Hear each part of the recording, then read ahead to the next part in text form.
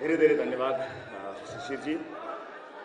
आजको यस ऐतिहासिक घडीमा इतिहासको यो महत्त्वपूर्ण कालखण्डको साक्षी बन्नका लागि उपस्थित रहनुभएका सबैजनालाई एकमुष्ट सम्बोधन गर्दै जय घण्टी भन्न चाहन्छु। सबैलाई एकमुष्ट सम्बोधन गर्न चाहन्छु।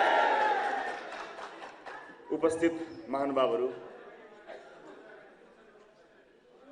सबभन्दा पहिला आजको यो विशेष समायोजन समारोह थारू आन्दोलन, थारू हक हित अधिकारका लागि भएका सङ्घर्षहरू र यसमा आफ्नो जीवन लगाउनुहुने, समर्पित गर्नुहुने सम्पूर्ण योद्धा, शहीदहरू, घाइतेहरू र यो सङ्घर्षमा सम्पूर्ण आफ्नो जीवन र पुस्ता समर्पण गर्नुहुने सबैप्रति म आजको साँझ समर्पित गर्न चाहन्छु। यति धेरै जिम्मेवारीको महसुस भएको छ र पछिल्लो दिनहरूमा चाहिँ जसरी निरन्तर रूपमा एउटा नयाँ ढङ्गले राजनीतिलाई अगाडि लैजाने जिम्मेवारी हामीले पाएका छौँ, त्यसको थकाइ एकातिर छ, त्यसले दिएको उत्साह अर्कोतिर छ। हामी इतिहासको एउटा अत्यन्तै महत्त्वपूर्ण मोडमा उभिएका छौँ। इतिहासको यो महत्त्वपूर्ण मोडमा यो देश पहिलोपटक उभिएको होइन, धेरै पटक उभिएको छ। यो देशले इतिहासमा धेरै पटक अवसरहरू पाएको, तर दुःखका साथ भन्नुपर्छ, देशले पाएको अवसरलाई केही अवसरवादीहरूले आफ्नो पोल्टामा पारे देश गरिब रह्यो। अब त्यो हुनेवाला छैन। रासोपाको उपस्थितिमा तपाईँ हामीलाई साक्षी राखिसकेपछि अब त्यस्तो हुनेवाला छैन। इतिहासले दिएको यो अवसरलाई हामीले व्यक्तिगत लाभका लागि र पार्टीका लाभका लागि खर्च गर्नेवाला छैनौँ, देशको हितका लागि समर्पित गर्नेछौँ। म सम्झन्छु त्यो दिन 79 असार 7 गते यही हलबाट हामीले रासोपाको उद्घोष गरेका थियौँ। म त्यहाँबाट केही कुरा सुरु गर्न चाहन्छु। रासोपालाई, यसको नेतृत्वकर्ताका रूपमा मलाई पनि केही आरोपहरू छन्। यो समावेशी छैन अथवा यसले समावेशितालाई अँगाल्दैन भन्ने किसिमका केही आरोपहरू छन्। म तपाईँलाई स्पष्ट पार्न चाहन्छु, जतिखेर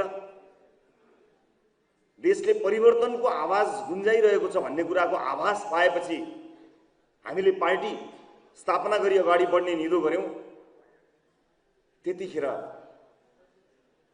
केन्द्रीय सदस्यताका लागि चाहिने नागरिकता पनि पाउन हामीलाई गाह्रो भयो। हामीले केही पनि पाउन सकेनौँ। अनि छामछाम चुमचुम गर्दा वरपरका देखिएका साथीहरूलाई हात जोडेर, साथी हो तिमीहरू भए पनि समावेश हौ न यो अभियानमा, आउ न, देऊ न नागरिकता, देऊ न भोटर आइडी भनेर जम्मा भएर सुरु गरिएको अभियान हो। आज यो विशाल हुन्छ भन्ने कुराको जानकारी थियो, तर त्यतिखेर मैले धेरै साथीहरूलाई सम्झाउन बुझाउन सकिनँ। त्यसैले गर्दा समावेशिताको गाली खान म बाध्य भएको छु। तर नियतमा कहिले पनि कमी थिएन, नियत कहिले पनि खोटो थिएन।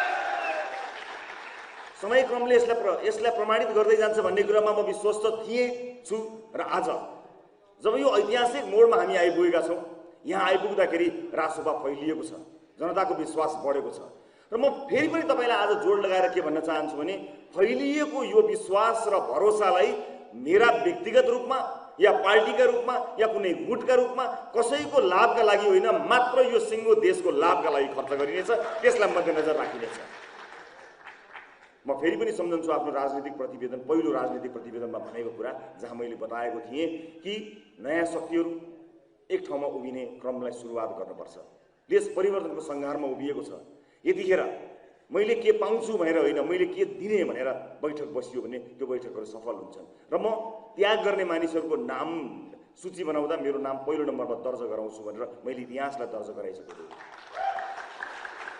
र त्यो सिलसिला सिद्धिएको छैन, त्यो सिलसिला सिद्धिएको छैन साथी हो। अब यसको सुरुवात हामीले गरेका छौँ।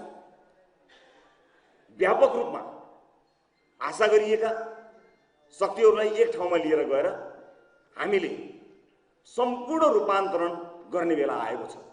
यो ऐतिहासिक मोडमा म यति कुरा बताउन चाहन्छु, राजनीतिक यात्राका क्रममा नागरिक उन्मुक्तिसँग जोडिनुभएका, थारूवाट आन्दोलनसँग जोडिनुभएका साथीहरू, अभियन्ता साथीहरूले आफ्ना अनुभवहरू यहाँ सुनाउनु भयो। त्यसका व्याख्याहरू पनि यहाँ धेरै भए। तर म एउटा कुरा तपाईलाई बताउन चाहन्छु कि अब म व्याख्या होइन बदल्न चाहन्छु। बदल्ने अभियानमा हामी जोडिने हो। व्याख्या सकियो, अब व्याख्याको काम छैन। कसले के गरे के गरेन अब त्यो व्याख्याको काम छैन। के व्याख्या गरौँ हामी? 2 तिहाईको सरकारले नागरिकमाथि गरेको दमनको के व्याख्या गर्नु? 34-34 वर्षसम्म यो देशलाई हरिकङ्गाल बनाएकाहरूको के व्याख्या गर्नु? त्यो व्याख्याले केही पनि हुँदैन। अब बदल्ने हो, अब बदल्ने हो। हामी सबैका अनुभवहरू छन्। तपाईको अनुभवले यस पार्टीलाई, यो अभियानलाई समृद्ध बनाउनका लागि तपाईहरु जोडिनु भएको छ। साथीहरूले आफ्नो मन्तव्यको क्रममा अलिकति केही समानुपातिकमा न्याय गर्नुपर्ने लागि केही भन्ने कुराहरू गर्नुभयो। समानुपातिकमा 2 जना साथीलाई न्याय होइन, सिङ्गो थारू समुदायलाई न्याय गर्ने कुरा गरौँ साथीहरू। यो यात्राको क्रममा इतिहास बदल्ने यो बेलामा एउटा दुईटा कोही साथीभाइहरू छुट्लान् नछुट्लान् त्यसको हामी परवाह नगरौँ। तर आन्दोलनका रूपमा तपाईले वर्षौंसम्म झेल्नु भएको यो उत्पीडन, वर्षौंसम्म झेल्नु भएको यो विभेदको अन्त्य मैले यो पार्टीले होइन, तपाईँ हामी सबैले सँगै मिलेर सँगै लडेर सँगै परिणाम दिने हो। हामी आज त्यसका लागि बसेका हौँ। विभिन्न मञ्चहरूमा प्रतिबद्धताहरूको कमी भएको होइन, मानिसहरूले प्रतिबद्धता व्यक्त गरेकै हो। तर यो अवसरलाई पनि हामीले गुमायौं भने हामी नेताका रूपमा त कहीँ कतै चिनिन्छ होला, तर इतिहासले मौका पाएर पनि त्यसलाई सदुपयोग गर्न नसकेको एउटा गलत पात्रको रूपमा पनि हाम्रो चित्रण गर्ने खतरामा हामी बसेका छौँ। त्यसैले हामी अत्यन्त जिम्मेवार हुनुपर्ने मोडमा उभिएका छौँ। उपस्थित साथीहरू, विशेष गरेर थरुवाट आन्दोलन, थारू आन्दोलन र टिकापुरका घटनालाई लिएर म सञ्चारकर्मी रहँदा मेरो सूचनाको दायरा आज जति फराकिलो थिएन। मेरो बुझाइको दायरा कमी हुँदा मैले कहीँ कतै मन दुखाएको छु भन्ने मलाई महसुस भएको छ। आज यस पावन दिनमा, ऐतिहासिक दिनमा मन दुखेका सबैप्रति म हृदयदेखि नै क्षमा याचना गर्न चाहन्छु। सिक्ने र समृद्ध हुने क्रममा म अझै पनि आफूलाई सिकारु एउटा नागरिक भनौँ, सिकारु एउटा राजनीतिक कर्मीका रूपमा परिष्कृत पार्ने यात्रामा अगाडि बढेको छु। यी मात्र होइन, धेरै कमी कमजोरीहरू भएका होलान्। त्यसले मलाई एउटा पाठ सिकाएको छ। मलाई विश्वास छ यो यात्रामा तपाईहरुको साथमा हामी विगतमा भएका जति पनि कमी कमजोरीहरू छन् तिनलाई सच्याउनेछौँ र त्यसलाई ऐतिहासिक मोडमा लिएर जानेछौँ।